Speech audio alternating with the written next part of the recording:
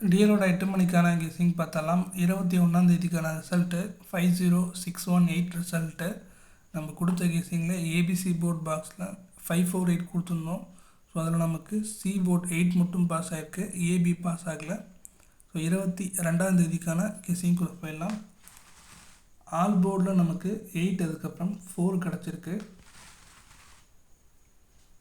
ஏ போர்டில் 6 அதுக்கப்புறம் 3 கிடச்சிருக்கு. பி போர்டில் 9 அதுக்கப்புறம் 3 கிடச்சிருக்கு.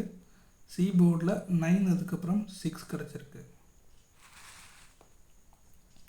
ஏபிபிசிஎஸ்சியில் 84489339 கிடச்சிருக்கு. ஏபிசி போர்ட் பாக்ஸில் 639 அதோட பவர் நம்பரான 184 கிடச்சிருக்கு. ஸோ இன்றைக்குமே பார்த்தீங்கன்னா டிஎலோட 1 மணி 6 மணி 8 மணிலேருந்து பெரிய வின்னிங் கிடைக்கல, ஆல் போர்டு மட்டும் தான் கிடச்சிருக்கு. ஸோ நாளைக்கு ஒரு நாள் இருக்குது, அதுக்கப்புறம் 22ஆம் தேதி ஒரு நாள் மட்டும்தான் இருக்குது, அதுக்கப்புறம் 23 எலெக்ஷன் டேட்டு. ஸோ அன்றைக்குமே குழுக்கள் இருக்க வாய்ப்பு இல்லைன்னு நினைக்கிறேன். ஸோ எப்படின்றத பார்க்கலாம்.